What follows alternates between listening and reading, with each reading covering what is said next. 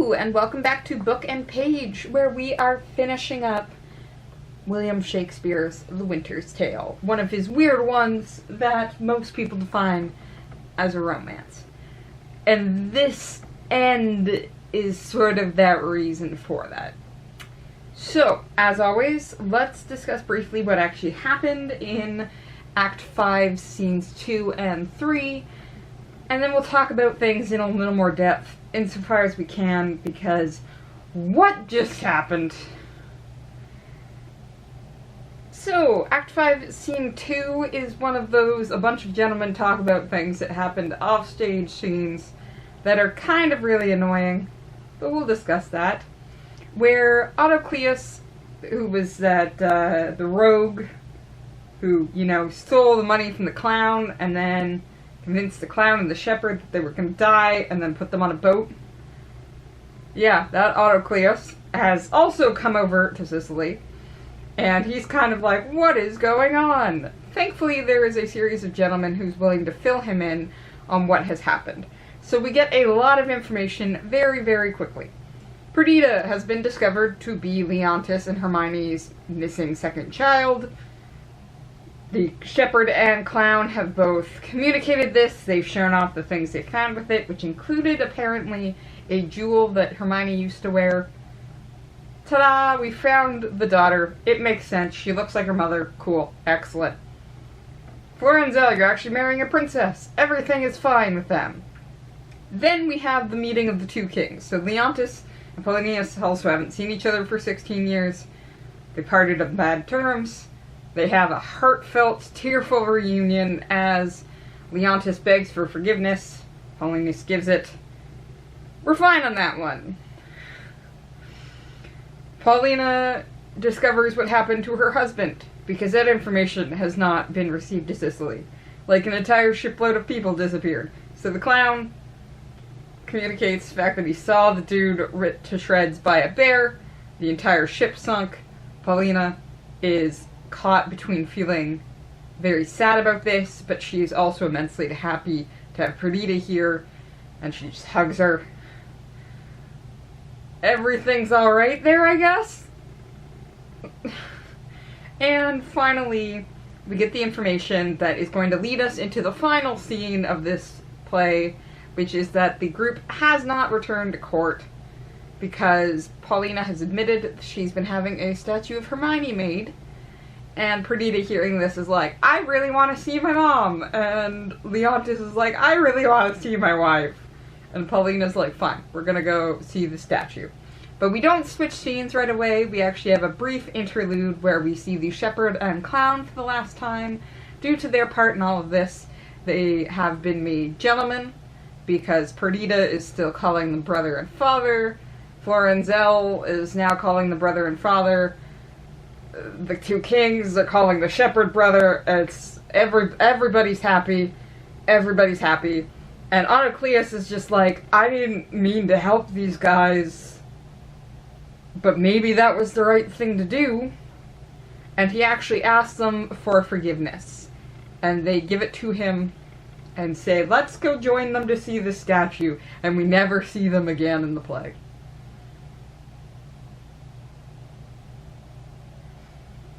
Cool. Okay, and finally, Scene 3 is a little longer, but the brunt of the action is simple. We are in this sort of statuette area that Leontis has apparently been in often enough that he's never seen a statue of Hermione here.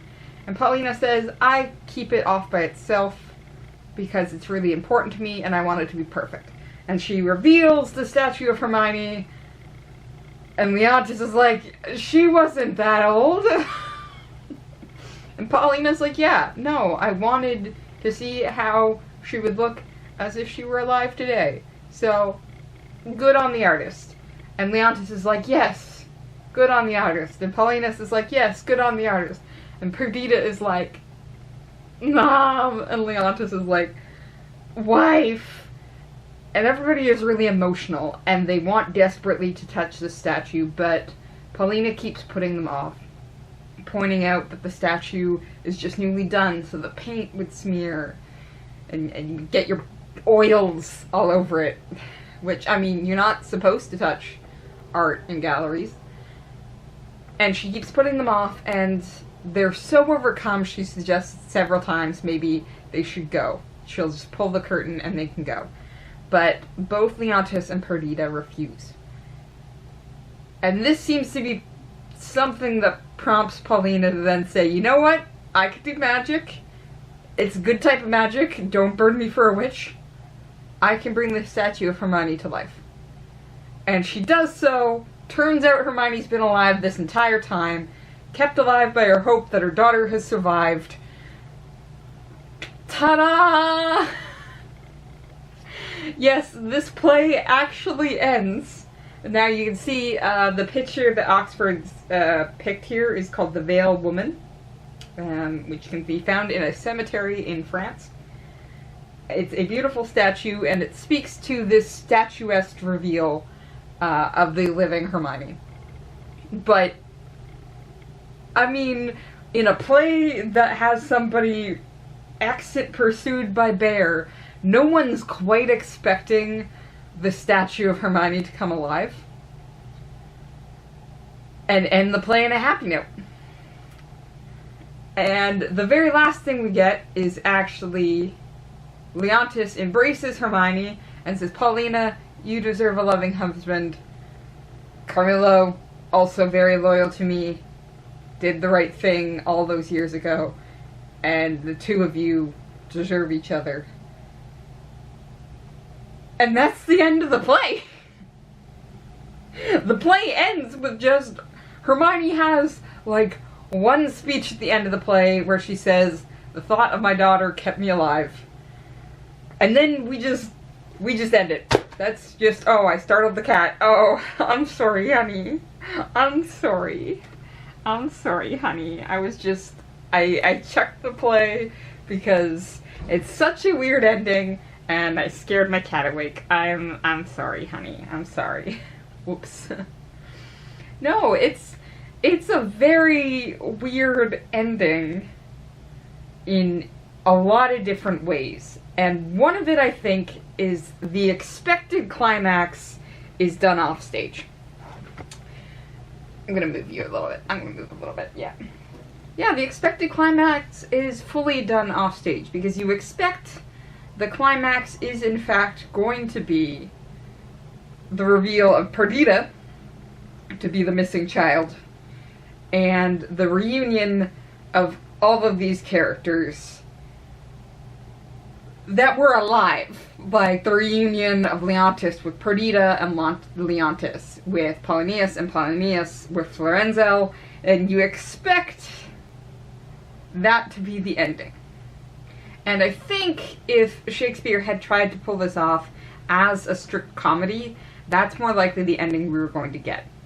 Because then you end with the wedding, which is one of those supposed staples of comedies, especially Shakespearean comedies. You end with a wedding.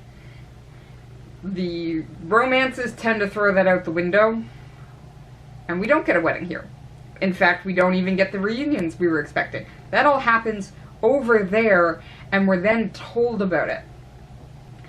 And I think it's because Shakespeare doesn't want us to get distracted from the weirdness that was everything Paulina was saying the last scene, right? Paulina was dropping some really weird specific statements about, like, you're not allowed to get married unless I approve, and she has to be, like, exactly like Hermione, but she'd be a little older because, like, Hermione died 16 years ago. But that's okay. That would be fine. She'd still be like Hermione, and you're just like, what is happening? So if we were to immediately go into the reunions we are expecting, all of that washes away. And we forget about it really quickly. So actually coming into the standard info dump that is several lords on stage telling you shit subverts our expectations in so much as it does buy into them, but it says, but that's not important. Because I hate to say it, but that's kind of basically what a scene like this is.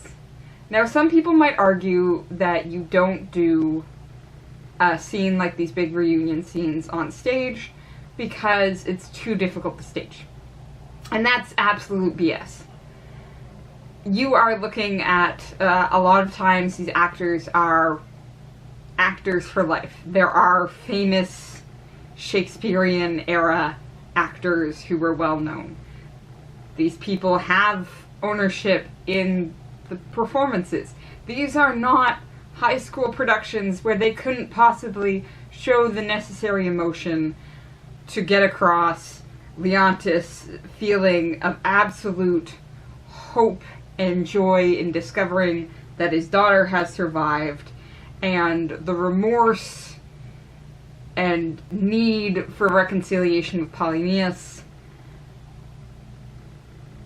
You couldn't get somebody to display the emotion of Paulina, torn between discovering her husband has in fact been dead for the past 16 years, and the joy of discovering that Perdita survived, right? Like, that's not true. These are actors whose lifestyle and, you know, life itself is based on their art. So if they can't perform these parts, all of this goes downhill. So it's not saying it's too difficult emotionally to perform on stage. And I mean, take a look at the fact that Shakespeare's works have survived this long. People still quote things like Romeo and Juliet for when they're desperately in love with somebody. King Lear, when so much is going wrong and you just feel like you're going crazy. Hamlet, when you're in utter despair, right? Shakespeare could word it well. He could give you the lines needed for these actors, who are good actors, to perform these emotions and get the meaning of these moments across. But that's not important. It's also not a technical question. Apparently we've chased somebody off the stage with a bear already, and I'd like to point out that King Lear has a scene which is performed on stage where someone has his eyes plucked out. And this is done, like, very viciously on stage and very directly. Like somebody talks about holding the jelly-like eyeball in their hand. There are ways to do these performances. So it's not a technical question, it's not an emotional question whether the actors could get there or the writing could get there. You are seeing somebody who has systematically survived and been referenced for the ability to dig into emotions. That's not to say he doesn't have some terrible plays.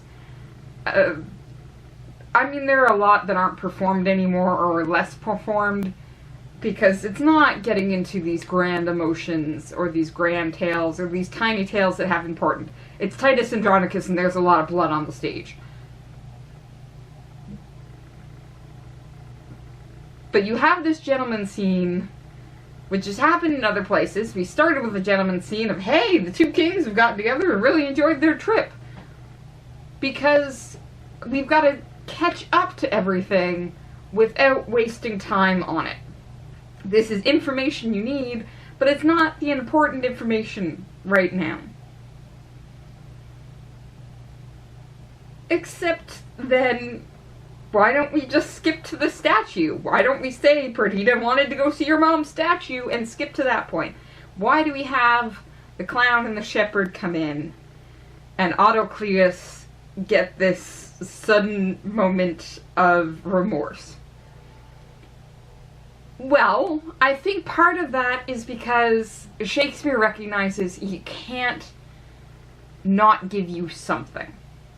Because these are a lot of the characters you're now invested in, so to just hop off with some gentlemen on the stage and say, everything worked out, we're gonna go see this statue, your audience is going, what?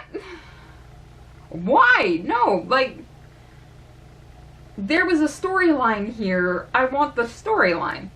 So what Shakespeare's kind of done with this little scene of the gentleman is he said, these are all the big things that have happened that you have seen 1,000 times.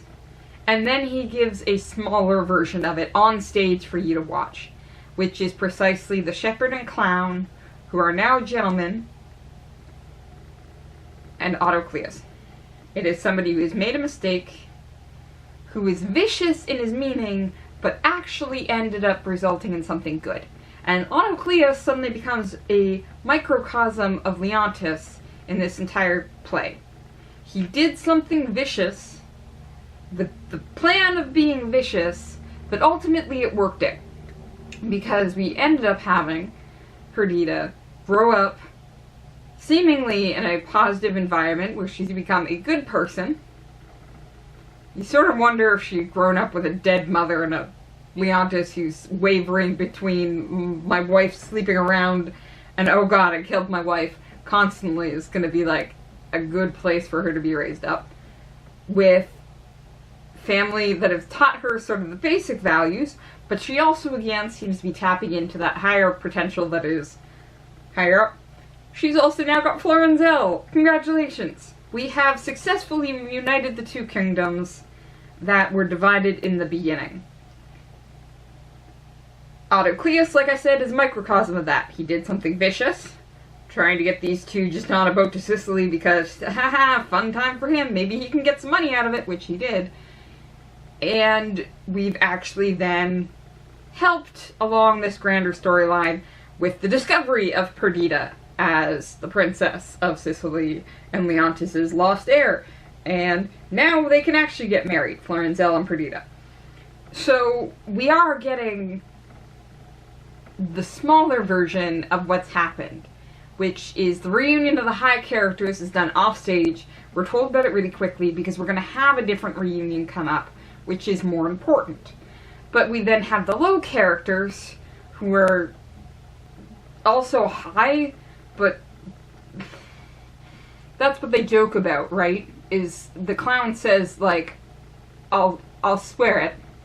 And the shepherd right ago says, you'll say it, don't swear it. Because if you read the footnotes here, swearing is for gentlemen. So the shepherd, again, is used to his station, so he's going, no, we can't do that. And the clown's going, except, yeah, now we can. So there is still some jokes here about what you can do. But Autocleus then turns around and asks for forgiveness. He has this moment where we've seen nothing but a shyster and, like, just somebody out for himself have this moment of maybe doing good things actually benefits you more. Because, I mean, Autocleus has not received any benefit at this point. Like I said, they disappear from the rest of the play, so from his good actions, other than getting some gold, which we've seen him. He could waste that very quickly. But he has this moment where he sees the good in the world. He's heard about all of these reunions that he's never going to see, right? Because he's a low-born character off to the side, in disgrace. And he sees that the world is better for it. And then the clown and the shepherd come along and he's like, look at them. They're so much more better for it. I didn't think that could happen. I thought low were down here and highborn were up here, and that was it. So he asks for forgiveness, and the clown and the shepherd give it to him. So we do have this smaller moment of saying, yes, this can work out. You can make mistakes, you can be vicious, but given enough time, being willing to change, and actually putting the work in, things can get better. Because Autocleus actually asking for forgiveness is fascinating. Like, the clown is willing to give it, yes, but he's also willing to fight Autocleus if need be. Like, he goes in going, who's gentleman now? Fight me! And Autocleus is like, actually, I want to ask you forgiveness. It's not the clown coming in saying, I forgive you. No, it's Autocleus putting in the work. So we have this small moment with the lower-born characters showing a reflection of how all of this works. We have the high characters having these reunions, things are working out, and they can work out for you. And you're just like, okay, cool, but why didn't we see the high characters again? And that's when we end up in the last scene of the play, and things go a little sideways. Don't ask me why Shakespeare did this. We're never gonna know for sure his thinking. Like the supplement at the start of this series, we don't even know for sure where these texts are coming from. If they're purely Shakespearean, if we're seeing a mixture of Shakespearean and actors, if we're seeing a mixture of Shakespeare and not Shakespeare, it's up in the air. So we're never gonna know why Shakespeare made the choices he did. One of the things we can appreciate with the romances is throwing off the shackles of genre, right? Any normal comedy, we would have seen that final scene of everybody being reunited, ended on a wedding. Hey, you want to have this moment with the clown, the shepherd, and Autocleus, bring him in at the wedding. Ta-da, done. Instead, we've switched up and given a forgiveness arc which results in a woman having hidden for 16 years under the hope that her daughter has survived. I hate to say it, Maximilian did actually die. Like, the son is dead, apparently struck down by Apollo for the choices Leontis made to go against Apollo and charge his wife with adultery. But Hermione has survived. And suddenly all of Paulina's actions, after Hermione is taken off stage when she collapses at the trial, to this point, makes so much more sense. So her coming in and weeping, but forgiving Leontis and weeping, that's her playing it up. It's Hermione saying, I can't do this, but I need you to be here. I need you to find my kid. That is Paulina going, okay, and coming in. Paulina, for the next 16 years, constantly telling Leontis he can't get remarried unless she approves of the wife who has to look exactly like Hermione, but a little bit older. Suddenly it makes all the more sense. Why, though, do we have a statue scene? Like, poor the actor and now actress who plays the scene of Hermione just standing here as a statue. Like, that's a hard piece to play. Now, it does recall now to us that there are other scenes with statues. Whether or not those statues are actually a living person,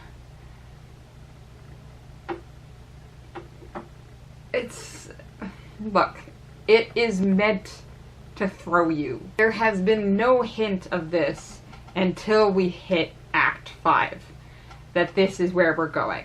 Until we hit Scene 1 of Act 5, when Paulina's like, Hermione, but older. You're not expecting this. Nothing has set you up for this. So it is a subversion of what you're expecting, which makes sense because we're not picking a genre here. We're bouncing between comedy and tragedy. We've got a bear that chases somebody off the stage but then mauls him as there's a shipwreck and all that crew dies. It's a play that says sometimes the world isn't what you expect. Sometimes a shepherd girl is not a shepherd girl. Sometimes the prince is right to love who he loves. Sometimes being cruel actually works out well, but it doesn't absolve you of your cruelness. Leontis isn't forgiven because it turns out sending Perdita away reunited the two kingdoms. No, Leontis is forgiven because he changes. And I think that's why we actually have the statue moment. I think we have the statue for both Paulina and Hermione to make the decision that Hermione is going to come back into the situation. No, I don't think that Hermione was somehow actually a statue this entire time. Her one speech, though it's random and kind of comes out of nowhere, does seem to tell us that Hermione was close to death, but decided because Apollo had predicted the return of the lost child, that she would hold on for hopes of finding her daughter. The idea being that Paulina then put her up somewhere, either in Paulina's house or some other place, and they took care of each other for 16 years through uncertainty, and Paulina reported on Leontis and how he was doing. And this is the final judgment moment where Hermione makes the decision with the help of Paulina whether or not she's going to step back into this role, or if Paulina is going to close the curtain and Hermione is going to step quietly off the stage as if she had been dead for these 16 years. It is this moment where the statue is actually the person viewing the audience, to say. The audience here being Leontis and, for the most part, Perdita secondly, but Perdita's emotion here also really helps Leontis open up and admit to his emotions. Perdita saying that she wants to kneel before her mother's statue and ask for the woman's blessing prompts Leontis to admit that he too is getting emotional. The statue seems so lively that it looks like there's blood in her veins. He wants to kiss her hand, her lips, and stay there for the next 20 years, throwing everything else away. Maybe that was why Hermione decided to step down. Leontis is showing that he's sorry and that he truly loves her even now. There hasn't been anybody else. And with Perdita and Florenzel now married together, something, again, not actually mentioned towards the end of the play, well, the kingdom's set, isn't it? Perdita and Florenzel could take over. It's not a problem if Leontis stays and admires the statue until his last breath. So in this moment, Paulina makes the spell that brings the statue to life, and Hermione steps back into the family as, well, not as if she never left. All of them still have to deal with the fact that they haven't been together for 16 years. But it's going to be a learning lesson, which is why Perdita's still in this scene. It's not purely between Leontis and Hermione, because they couldn't pick up as if nothing had happened. But Perdita's here as well, so all of them are going to learn about each other, learn the differences that have happened, get to know each other as people. Now, the marriage between Florenzel and Perdita isn't mentioned at the end, unlike the sudden marriage between Paulina and Carmillo, the two servants who have literally shown so much loyalty to this couple that they've put their own lives on hold for 16 years, which is the other one mentioned. But I think it's because Paulina has already mentioned that. She's seeking her mother's statue's blessing for this union. That's already been decided. That's not the wedding that's important here. The reunion of Hermione and Leontis and Hermione and Perdita are. Again, you'll notice that Perdita and Hermione are the ones that interact with each other. Hermione's only lines are the fact that she survived for hope of finding her daughter again. It's weird, yes, but it's interesting. Not only does it have the genre-bending features we've been expecting from this play, but it also speaks to a lot of the themes. Just like how we changed from a comedy as we were coming into spring, so too do we have a rebirth of sorts. A spring in Hermione becoming life again as she steps down from the pedestal and embraces her family. We might have had a sad tale up to this point, but there is some hope and light at the end. There's still a long way to go, but forgiveness can be found, even from your worst of mistakes. Because like I said, Hermione and Leontis can't act like this didn't happen. Maximilius unfortunately died, And Polonius does in fact have a rather awkward line here. When Leontis mentions that his wife is a little more wrinkled than she was, the reference to the fact that this is not a statue, but a 16-year-old older Hermione standing there, Polonius says, I mean, she hasn't wrinkled that much. Considering we started this play with the question of whether they were sleeping around, Polonius, you need to shut up and not say anything right now. Get out. But it is the start of something new. An unexpected start coming out of nowhere, except the seeds that were planted earlier. Paulina seems to have been in on this the entire time. Shakespeare's just said that, hey, you were so interested in the young story that you forgot the fact that the story for the older folks continues. So many of our plays and entertainments are focused on younger generations. The older generations might be there to either have made mistakes, continue making mistakes, or to guide the younger generation. But it's usually not a story where the older folks get their happy ending too. Winter's Tale it is. The younger folks actually kind of dip off to the side at the end. Florenzel isn't even mentioned.